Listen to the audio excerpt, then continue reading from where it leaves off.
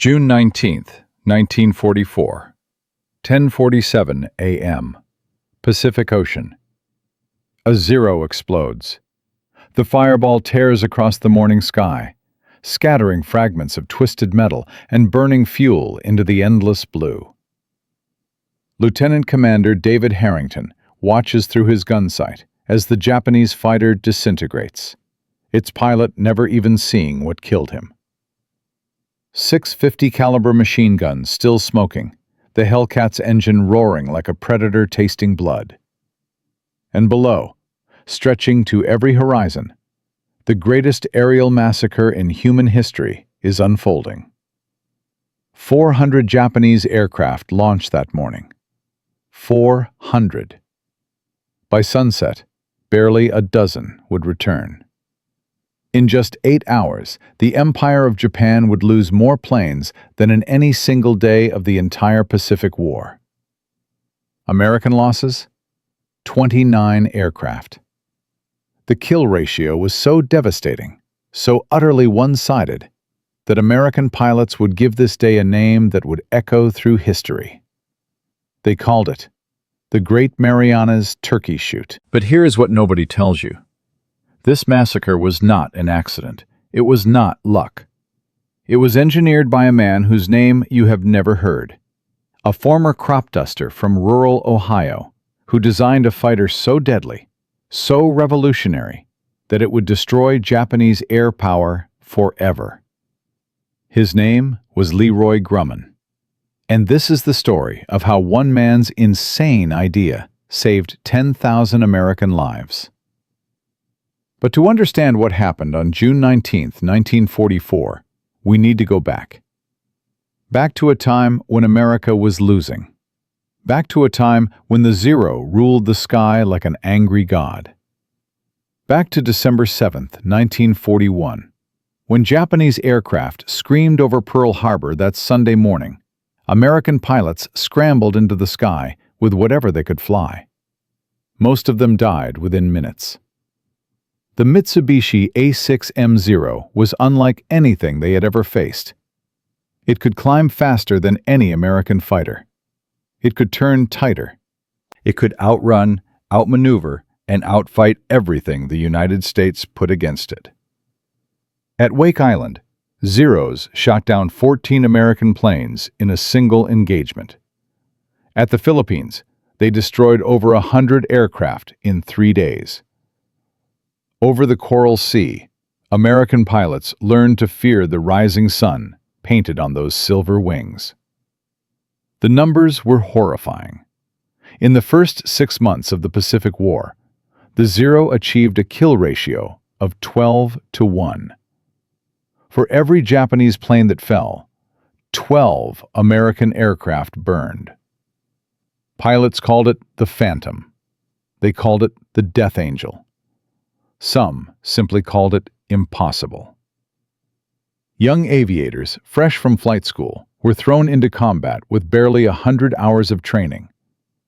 Their average life expectancy in combat against the Zero was measured in minutes.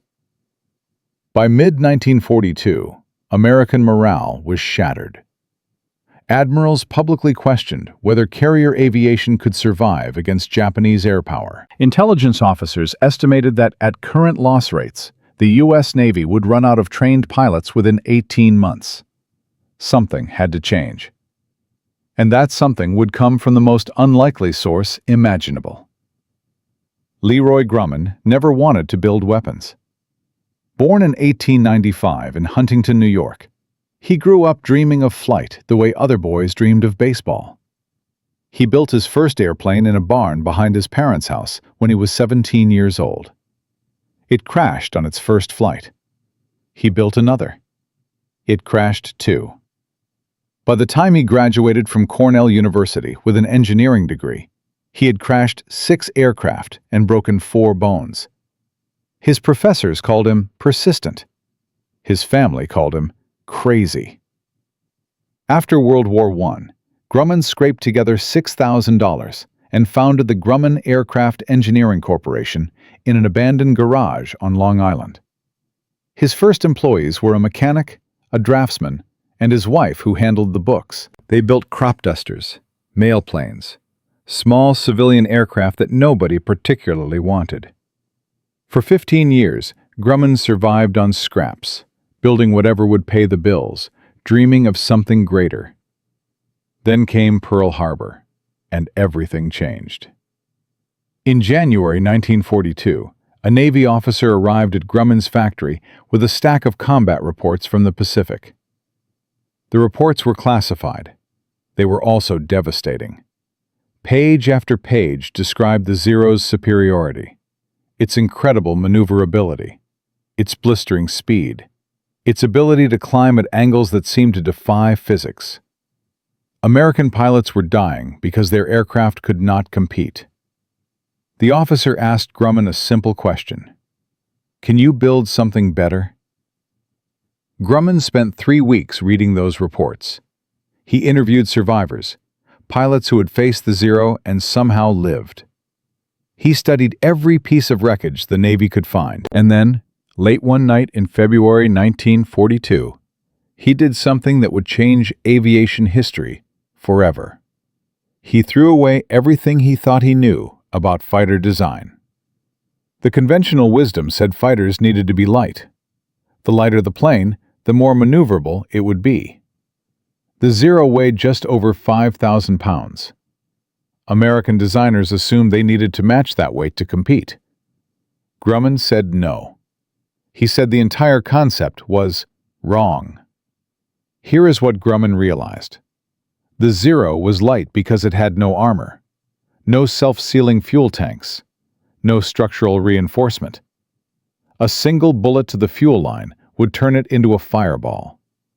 A burst to the cockpit would kill the pilot instantly.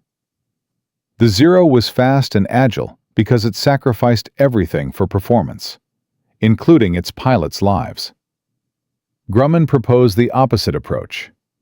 Instead of building a dancer, he would build a brawler, a fighter that could take punishment and keep flying. A fighter so heavily armored that enemy bullets would bounce off. A fighter with self-sealing fuel tanks that would not explode when hit. A fighter that did not need to outmaneuver the Zero, because it would simply outlast it. The Navy called him insane. Admirals laughed at his proposal. One senior officer said Grumman had clearly never seen combat, because no pilot would fly a plane that heavy.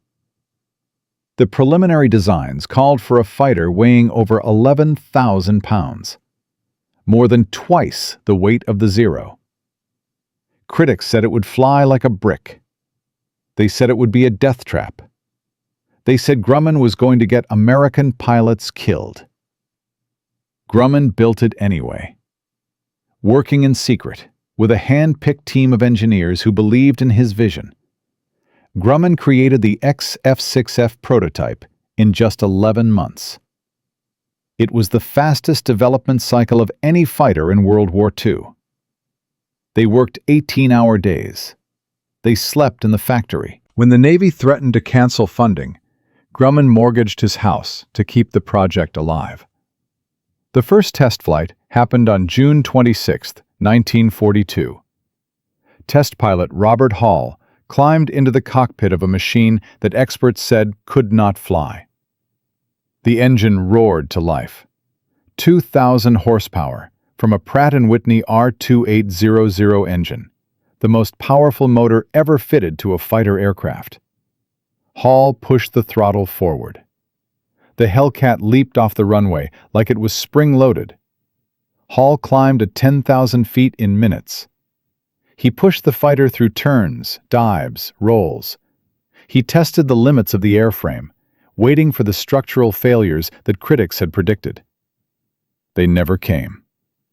When he landed 45 minutes later, Hall's hands were shaking. Not from fear, from excitement. This plane, he told Grumman, is going to change everything. But the real test was still coming. In January 1943, the first production Hellcats reached the Pacific Fleet. Pilots were skeptical. The plane was enormous compared to the Wildcats they had been flying. It looked like someone had strapped wings to a barrel.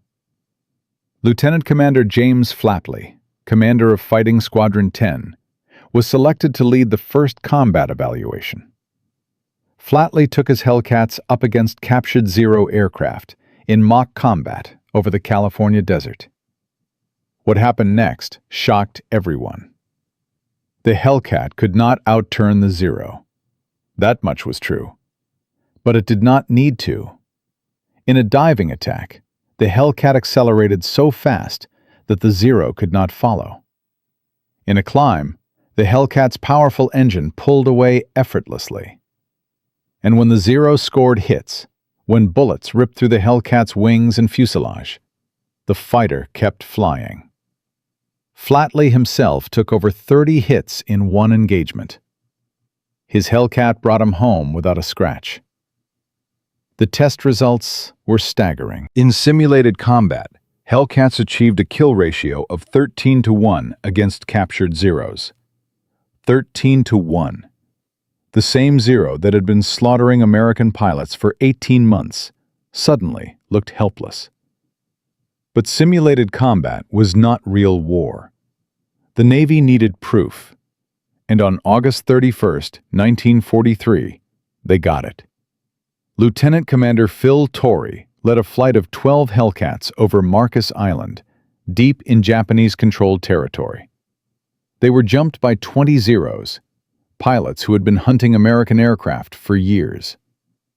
What followed was a textbook demonstration of Grumman's revolutionary design philosophy.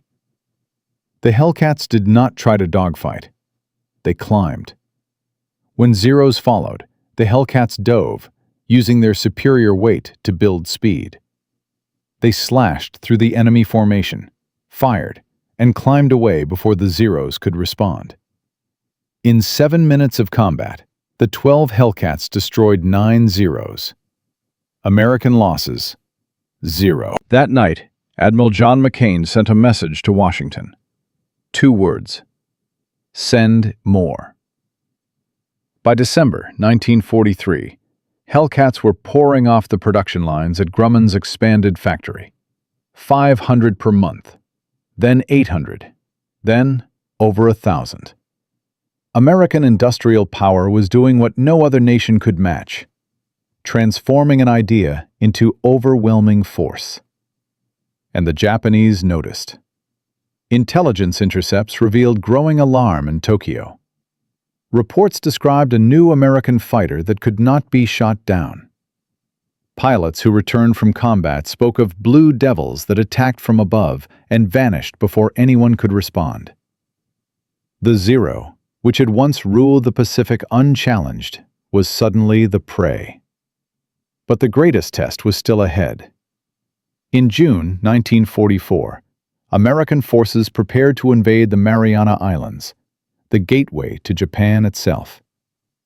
The Japanese knew this was their last chance to destroy American carrier power. Admiral Jisaburo Ozawa assembled every aircraft the Empire could gather. 400 planes from 9 carriers, supported by land-based aircraft from Guam and Tinian. It would be the largest carrier battle in history. And Lieutenant Commander David Harrington, flying Hellcat tail number 29, would be at the center of it.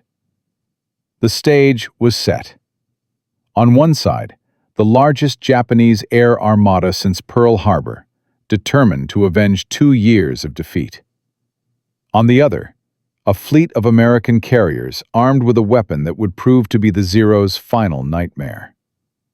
Neither side knew it yet, but June 19, 1944, would be the day the sky changed hands forever.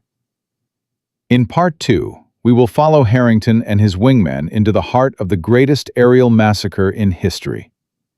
We will see how the Hellcat's design philosophy was proven in blood and fire. And we will witness the moment when Japanese naval aviation, the force that had terrorized the Pacific for 3 years, died in a single catastrophic afternoon.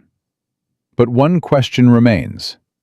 If the Hellcat was so superior, if American pilots were so well trained, why did the Japanese commanders send 400 planes to their deaths?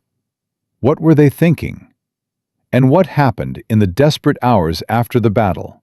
when American pilots chased the retreating Japanese fleet into the darkness? The answer will shock you. In Part 1, we met Leroy Grumman, the crop duster who designed a fighter that everyone called impossible. His Hellcat weighed twice as much as the legendary Zero. Critics said it would fly like a brick. They said it would get pilots killed. But early tests proved them wrong. The Hellcat achieved a simulated kill ratio of 13-to-1 against captured Zeros. Lieutenant Commander Phil Torrey led 12 Hellcats against 20 Zeros over Marcus Island and destroyed 9 without losing a single plane. The Navy was finally paying attention. But here is what I did not tell you. Convincing a handful of admirals was one thing. Convincing the entire Pacific Fleet to abandon everything they knew about air combat was something else entirely. Because in early 1943, the Navy had a problem, and that problem had a name. Vice Admiral John Sidney McCain Sr. was 61 years old, a veteran of 2 wars, and absolutely convinced that Leroy Grumman was going to destroy American naval aviation. McCain had spent 30 years building the doctrine that governed carrier warfare. Light fighters, aggressive maneuvering, dogfighting skills above all else. The Hellcat violated every principle he believed in. And McCain was not about to let some factory owner from Long Island tell him how to fight a war. The confrontation happened on March 15, 1943, in a cramped briefing room at Pearl Harbor. Grumman had flown 4,000 miles to make his case. McCain sat at the head of the table, arms crossed, face carved from granite. Around him sat a dozen senior officers, most of them McCain's loyal supporters. Grumman stood before them with a stack of test reports and a model of the Hellcat. He explained the design philosophy, the armor, the self-sealing fuel tanks, the 2,000 horsepower engine. He showed them the kill ratios from California. He quoted survival statistics. He begged them to understand. McCain listened in silence. When Grumman finished, the admiral leaned forward. "Mr. Grumman," McCain said, his voice cold, "I have been fighting wars since before you built your first toy airplane. I have seen men die because their aircraft were too heavy, too slow, too clumsy. You are asking me to put my pilots in flying coffins. The answer is no." Grumman tried to respond. McCain cut him off. "Furthermore," the admiral continued, "your aircraft requires a complete restructuring of our training doctrine. Our pilots are taught to dogfight. Your plane cannot dogfight. You want us to throw away 2 decades of experience because of some tests in the California desert?" "Admiral," Grumman said, "the tests show that I do not care what your tests show." McCain stood up, signaling the meeting was over. "The Navy will continue using proven aircraft flown by pilots trained in proven tactics. This meeting is adjourned." Grumman walked out of that room knowing his life's work was about to be shelved. The Hellcat would become another forgotten prototype, gathering dust while American pilots continued dying in obsolete Wildcats. Everything he had sacrificed, the mortgaged house, the sleepless nights, the 6,000 hours of engineering, all of it wasted because one stubborn admiral refused to see the truth. But Grumman had made one mistake. He had assumed everyone in that room agreed with McCain. Commander James Thach was 40 years old, a combat veteran who had fought Zeros over the Coral Sea and lived to tell about it. He had invented the Thach Weave, a defensive maneuver that gave Wildcat pilots a fighting chance against the more maneuverable Japanese fighters. He understood better than anyone what American pilots faced in the Pacific. And he had been sitting in the back of that briefing room, listening to every word. That night, Thach found Grumman at a bar near the naval base. The engineer was drinking alone, staring at nothing. "Mr. Grumman," Thatch said, sitting down across from him. "I read your test reports. All of them. I also read the combat reports from Guadalcanal, the ones they do not show to civilians." Grumman looked up. "What reports?" Thatch's voice dropped. "In the last 6 months, we have lost 412 pilots in aerial combat. 412. Most of them were kids with less than 100 hours of flight time. They never had a chance against the Zero." He leaned closer. "Your Hellcat is not just a better airplane. It is a survival machine. A pilot can make mistakes in a Hellcat and still come home. In a Wildcat, one mistake means death. I have buried too many boys who deserved better." Grumman felt something shift. "What are you suggesting?" Thatch smiled grimly. "McCain will not authorize official trials, but I know someone who will. Admiral Mark Mitcher commands the Fast Carrier Task Forces. He is not part of McCain's circle, and he lost his nephew at Midway. He wants revenge more than he wants to follow protocol." 1 week later, Grumman stood on the deck of the USS Yorktown, watching as 6 Hellcats were loaded onto the flight deck. Mitcher had agreed to an unofficial combat evaluation. The terms were simple.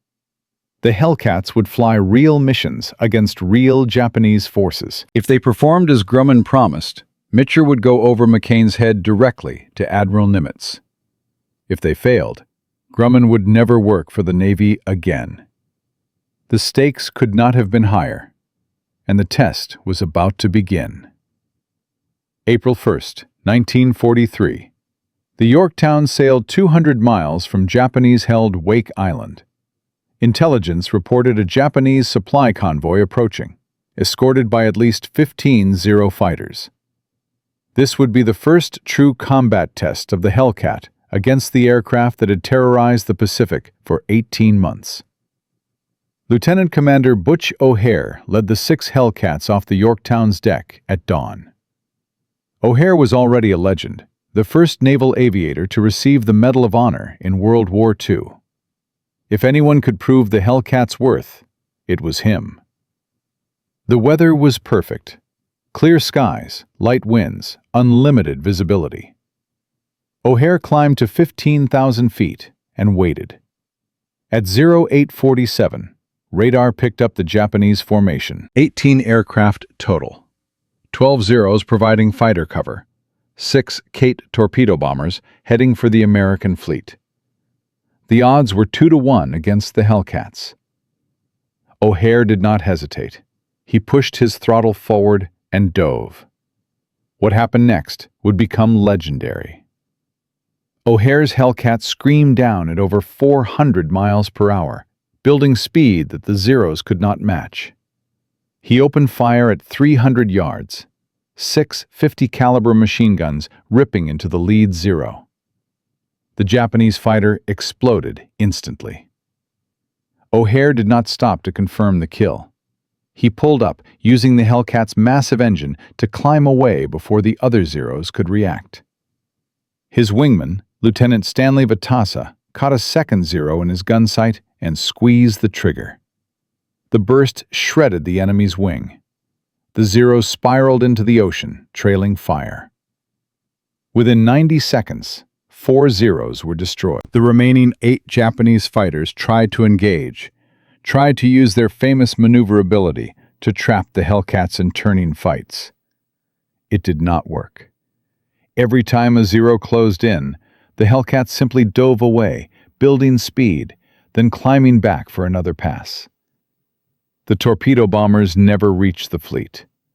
O'Hare's pilots destroyed all 6 in less than 3 minutes.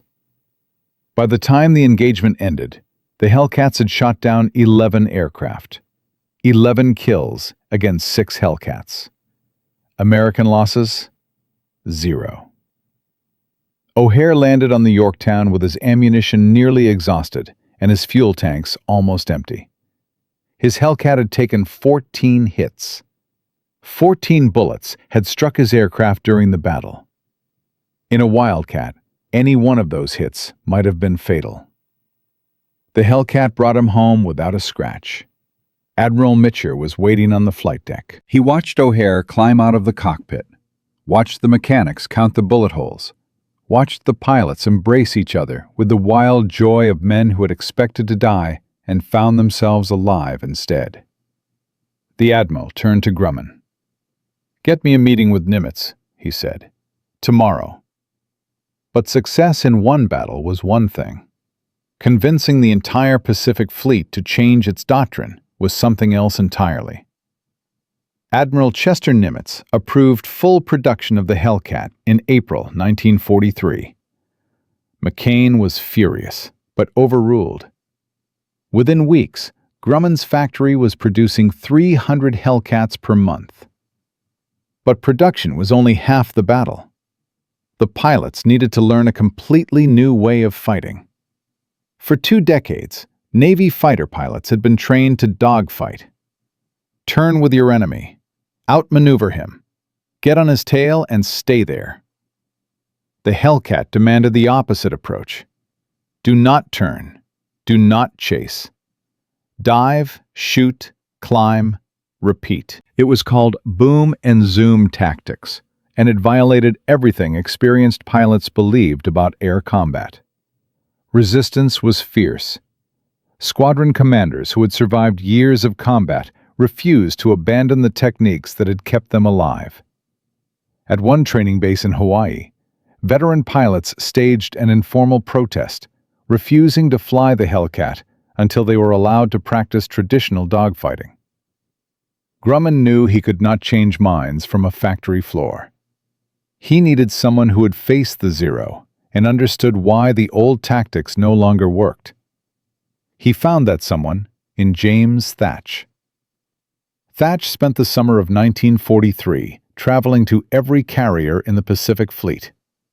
He gave lectures. He flew demonstration flights. He showed pilots footage from O'Hare's engagement over Wake Island. Slowly, grudgingly, attitudes began to change. The turning point came in September 1943, during a training exercise over the Hawaiian Islands. A veteran pilot named Lieutenant Commander Edward Feitner refused to follow boom and zoom doctrine during a mock battle. He tried to turn with his opponent the way he had always done before. His Hellcat was slow in the turn, sluggish compared to the simulated Zero. But when the other fighter scored hits, simulated hits that would have killed Feitner in a Wildcat, the Hellcat kept flying. Feitner used the power of his engine to escape, climbed to safety, and came around for another pass. After landing, Feitner sought out Thatch. "I understand now," he said. "This airplane does not need to outfight the Zero. It just needs to survive long enough to keep shooting." Thatch nodded. And when 10,000 Hellcats are shooting while 10,000 Zeros are burning, who wins the war? By December 1943, the transformation was complete.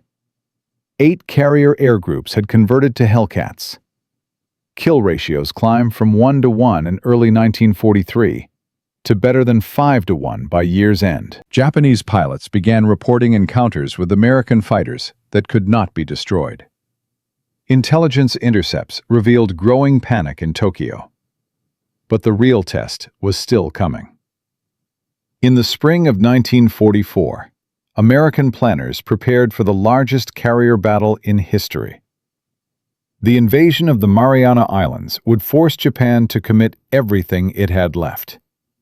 400 aircraft, every surviving veteran pilot. The fate of the Pacific would be decided in a single day. And when Japanese commanders learned that American carriers were now armed with Hellcats, when they understood that their Zero's greatest advantages had been neutralized, they faced an impossible choice. Attack with everything and risk annihilation, or retreat and lose the war anyway. They chose to attack. But here is what I have not told you yet. The Japanese were not stupid. They knew the Hellcat was superior. They knew their pilots were outmatched. So they developed a plan, a desperate, insane plan that would send 400 aircraft not to fight the American carriers, but to overwhelm them through sheer numbers. The plan had a name, Operation Ago, and it was about to collide with Task Force 58 in the greatest aerial massacre in human history. In Part 3, we will follow Lieutenant Commander David Harrington into the heart of the Great Marianas Turkey Shoot.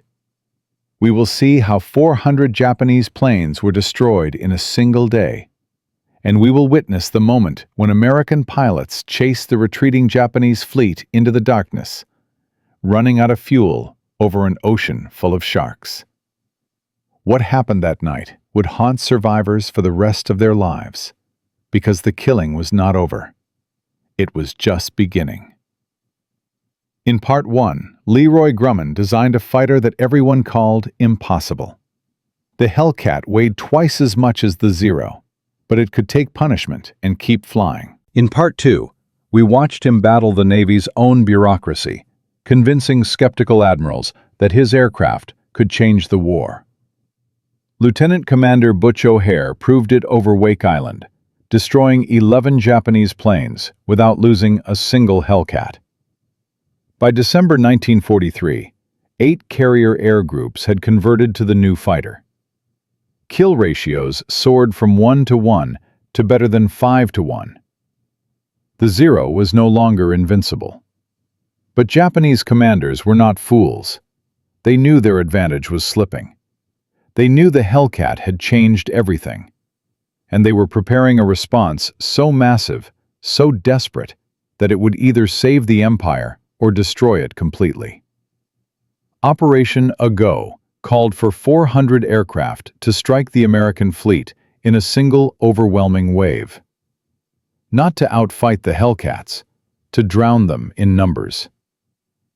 June 19, 1944, the Philippine Sea. The largest carrier battle in history was about to begin.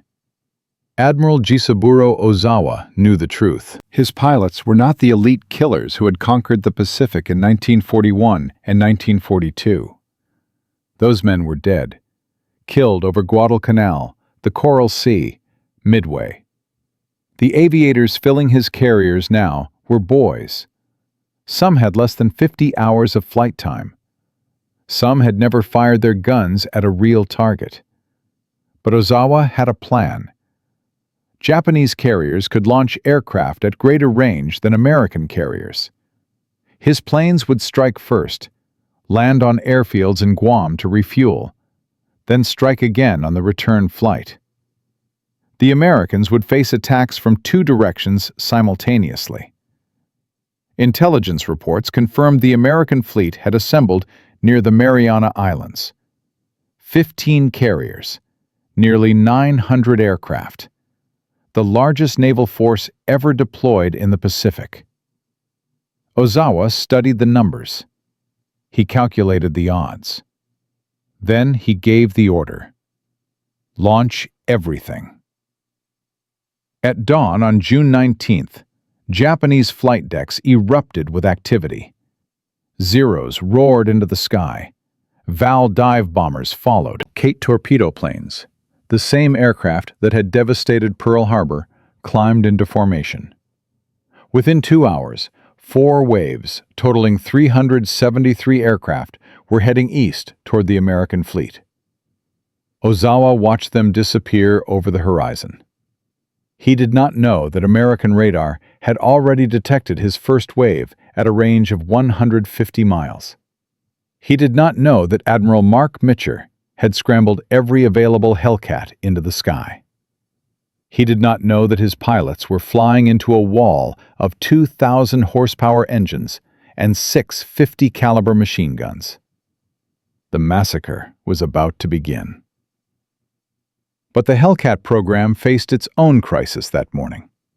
A crisis that threatened to undermine everything Grumman had built. 3 days before the battle, mechanics aboard the USS Lexington discovered a catastrophic problem. Fuel lines in 12 Hellcats had developed cracks. The cause was traced to a manufacturing defect at Grumman's factory. Under combat stress, those fuel lines could rupture. The aircraft would become flying bombs. Admiral Mitcher was furious. He demanded answers. Engineers scrambled to inspect every Hellcat in the fleet. The inspection revealed that 47 aircraft across 6 carriers had the same defect. 47 fighters that could not be trusted in combat. Some officers blamed Grumman directly. They said he had rushed production, cut corners, prioritized quantity over quality. McCain's supporters saw an opportunity to revive their criticism. One senior officer suggested grounding the entire Hellcat fleet until every aircraft could be certified safe. Mitcher refused. "We do not have time," he said. "The Japanese are coming. We fight with what we have." Mechanics worked through the night, replacing fuel lines by flashlight, cannibalizing parts from damaged aircraft. By dawn on June 19th, 31 of the 47 defective Hellcats had been repaired. The remaining 16 stayed on deck, grounded. It would have to be enough. Lieutenant Commander David Harrington climbed into Hellcat tail number 29 at 0730. His aircraft was not one of the defective planes, but he knew pilots in his squadron who were flying repaired fighters. He knew the fuel lines might hold, or they might not. He pushed the thought aside. There was no room for doubt. Not today. The catapult officer raised his flag. Harrington pushed his throttle forward. The Hellcat roared down the deck and leaped into the Pacific sky. At 1,000 hours, American radar operators watched their screens fill with contacts. The first Japanese wave had arrived. 69 aircraft. Zeros, Vals, Judys, coming fast and low. Commander Charles Brewer led the intercept. 40 Hellcats against 69 Japanese planes. The Americans had altitude. They had speed. They had 2 years of hard-learned lessons. Brewer's voice crackled over the radio. "All units, execute boom and zoom. Do not turn with them. Dive, shoot, climb. Let's go." The Hellcats dropped like blue lightning. Harrington picked his target, a 0 at 12,000 feet. He pushed the stick forward. The airspeed needle climbed past 400 miles per hour. At 300 yards, he squeezed the trigger. 6 machine guns roared. Tracers ripped across the sky. The Zero's cockpit exploded. Fire, smoke, silence. The aircraft disintegrated. Harrington pulled up. G-forces crushed him into his seat. His vision grayed at the edges. He kept climbing. At 15,000 feet, he rolled over and dove again. Another 0. Another burst. Another kill. Around him, the sky turned into chaos. Hellcats slashed through the Japanese formation. Zeros twisted desperately. Val dive bombers scattered. Judys tried to run. None of them escaped. Harrington's wingman, Lieutenant Samuel Ortiz, caught a torpedo bomber in his gun sight. The Kate was heading for the fleet. Ortiz opened fire at 400 yards. The burst shredded the bomber's wing. It spiraled into the sea, its torpedo still attached. "Splash one, Kate," Ortiz called. His voice was steady, almost calm. The first wave lasted 11 minutes. When it ended, 42 Japanese aircraft had been destroyed. American losses? 1. A single Hellcat, its pilot rescued within the hour. The second wave came at 11:07. 128 aircraft. Larger, more dangerous. The Japanese had learned from the first wave. They flew higher. They flew tighter. It did not matter. Commander David McCampbell led VF-15 into the second wave. He was 38 years old, a veteran of 2 years of Pacific combat.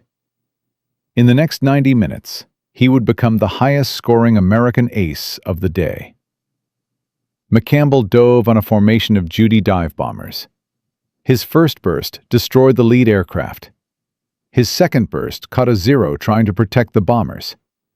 The third burst, the fourth, the fifth. McCampbell lost count. By the time his ammunition ran out, he had destroyed 7 aircraft personally. His squadron had destroyed over 30. The second wave collapsed. 97 aircraft shot down. American losses? 3. Harrington found himself pursuing a lone Zero that had broken away from the massacre. The Japanese pilot was skilled. He twisted, dove, climbed. He knew the Hellcat could not match his maneuverability. But Harrington remembered his training. He did not try to turn. He climbed. The Hellcat's powerful engine dragged him higher while the Zero struggled to follow. At 18,000 feet, the Zero stalled. Harrington rolled inverted, dove, fired. The Zero became a falling comet. Its pilot never bailed out. At 1300, the third wave arrived. 47 aircraft. These were the scraps, training planes, obsolete fighters, boys who had never seen combat. They died within minutes. Lieutenant Commander Ralph Weymouth led the intercept. His squadron destroyed 19 aircraft in less than 10 minutes. The remaining Japanese planes scattered, fleeing toward Guam. They found no sanctuary there. American fighters had already cratered the runways. Japanese planes attempting to land crashed into debris. Others ran out of fuel, circling the island, waiting for runways that would never be cleared. At 1430, the fourth wave appeared on radar. 82 aircraft. Ozawa's last reserve. His final hope. Commander Brewer's Hellcats were waiting. The fourth wave never reached the American fleet. Not a single bomb. Not a single torpedo. The Hellcats tore them apart with methodical precision. 67 aircraft destroyed. The ocean below churned with wreckage, burning fuel, empty life rafts. By late afternoon, the sky was empty. The greatest aerial massacre in history was over. The numbers were staggering. 352 Japanese aircraft destroyed in a single day. American losses? 29 planes, a kill ratio of better than 12-1. Japanese naval aviation, the force that had conquered half the Pacific, ceased to exist as an effective fighting force. Harrington landed on the Independence at 1645. His Hellcat had taken 9 hits. 9 bullets had struck his aircraft during the battle. The fuel lines held. The armor held. The self-sealing tanks did not catch fire. Leroy Grumman's impossible idea had worked. The news spread through the fleet within hours.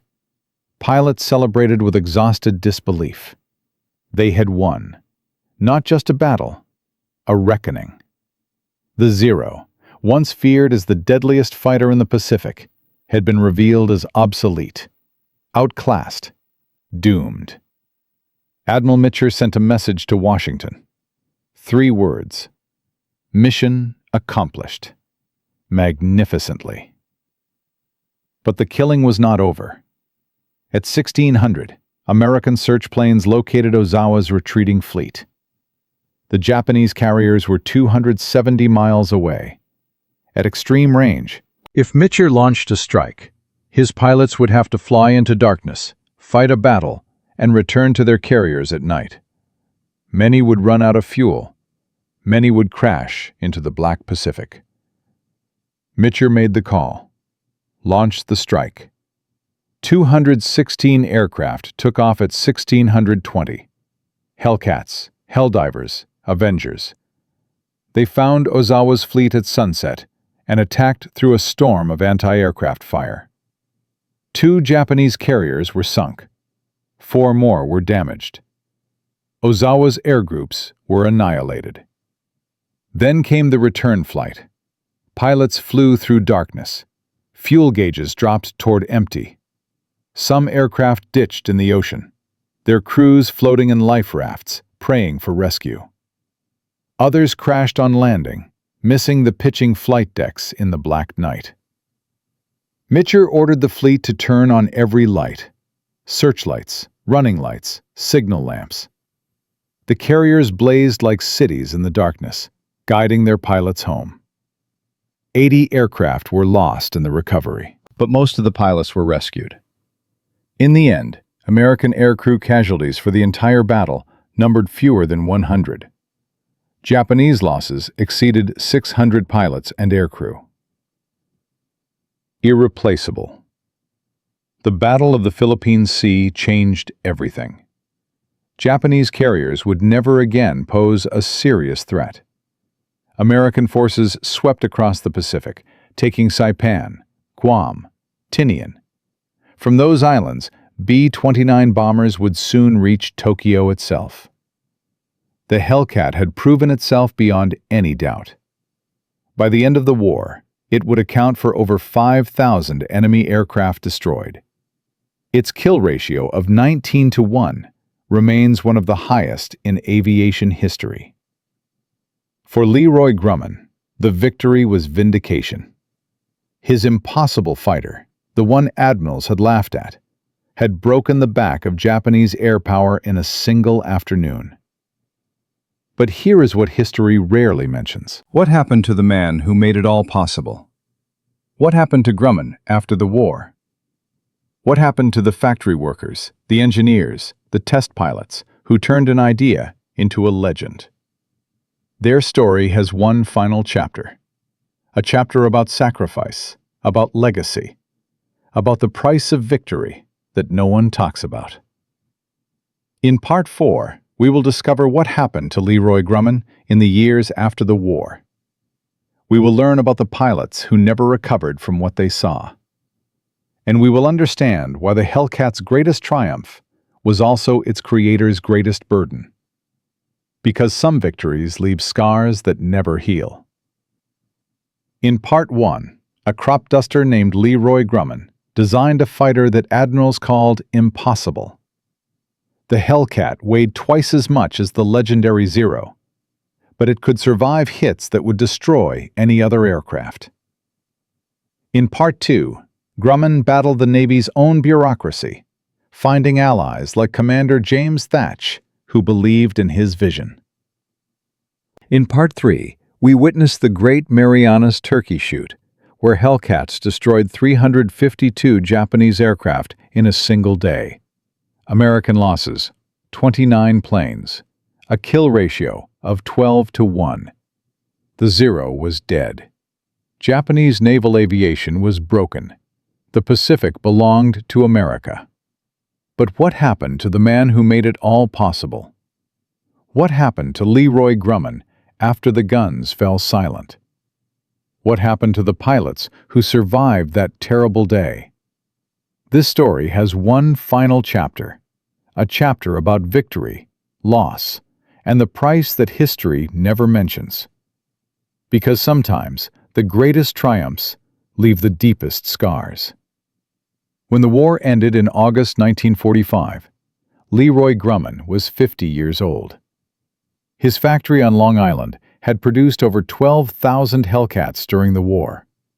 12,000 fighters that had destroyed more enemy aircraft than any other American plane in history. The Navy awarded him the Medal for Merit, the highest civilian honor for wartime service. Newspapers called him a genius. Politicians invited him to Washington. For a brief moment, Grumman stood in the spotlight of American victory. But fame was never what he wanted. In 1946, Grumman returned to his factory and did something that shocked the aviation world. He refused to pursue jet fighter contracts. The future of military aviation was clearly moving toward jet propulsion, but Grumman believed the transition was happening too fast. He thought the Navy needed more time to develop proper jet tactics. He thought rushing into production would cost lives. The Pentagon disagreed. Contracts went to other companies. Grumman's competitors built the jets that would define the Korean War. His company struggled through the late 1940s, surviving on civilian contracts and small military orders. Some called him a visionary who saw dangers others missed. Others called him a man who could not let go of the past. The truth was somewhere in between. Grumman had spent 4 years watching young men die in aircraft that were not ready for combat. He had sworn he would never let that happen again, even if it cost him everything. Lieutenant Commander David Harrington survived the war. He flew 117 combat missions and was credited with 11 confirmed kills. The Navy awarded him the Navy Cross, the Distinguished Flying Cross, and 3 Air Medals. When he returned to Ohio in December 1945, his hometown threw a parade. The mayor gave a speech. Children asked for autographs. Harrington smiled through all of it. But something had changed. At night, he dreamed of falling aircraft. Of young Japanese pilots, boys really, spiraling into the sea. Of the smell of burning fuel and the sound of machine guns. He never spoke about these dreams. In 1945, men did not speak about such things. He took a job as a flight instructor at a civilian airfield. He married his high school sweetheart. He raised 2 children. He lived a quiet life, far from the Pacific, far from the war, far from the killing that had made him famous. In 1987, a historian tracked Harrington down for an interview about the Great Marianas Turkey Shoot. Harrington was 73 years old, white-haired, soft-spoken. He agreed to answer questions. When the historian asked what he remembered most about June 19, 1944, Harrington was silent for a long moment. "The silence," he finally said, after the shooting stopped. "The silence was the loudest thing I ever heard." But the legacy of the Hellcat extended far beyond individual stories. It changed how nations thought about air combat forever. The Hellcat's design philosophy, armor over agility, firepower over maneuverability, survival over elegance, became the foundation for every American fighter that followed. The F6F Bearcat, the Hellcat's successor, incorporated the same principles. The F9F Panther, the Navy's first jet fighter, used self-sealing fuel tanks and armored cockpits, directly inspired by Grumman's designs. By the time the Korean War began in 1950, every American combat aircraft included features that Grumman had pioneered. Armor plating, redundant fuel systems, engines powerful enough to compensate for added weight. The lessons of the Hellcat had been written into the DNA of American military aviation. The numbers tell the story.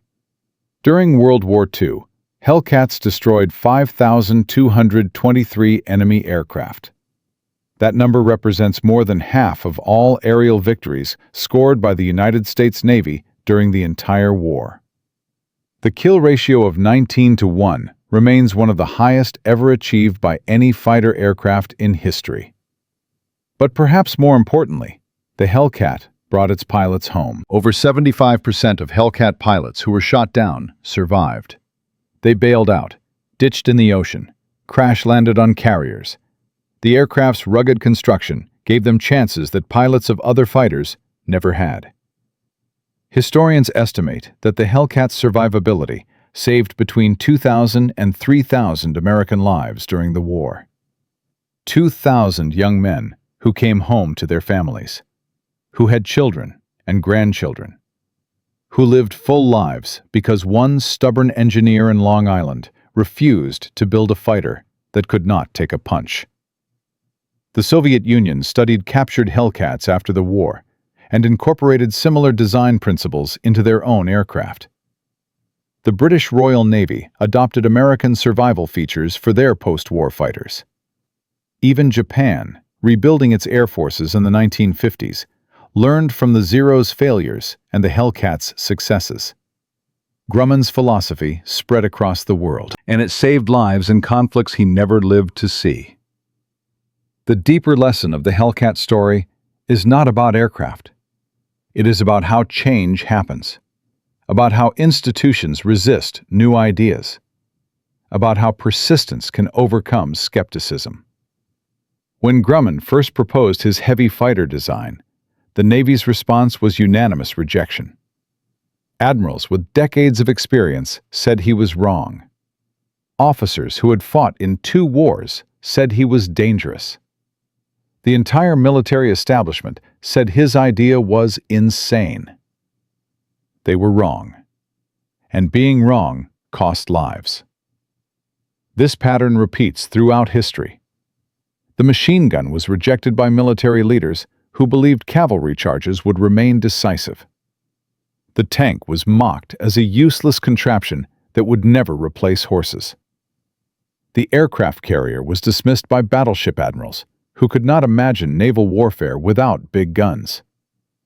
In each case, the establishment defended what it knew. In each case, outsiders with strange ideas proved them wrong.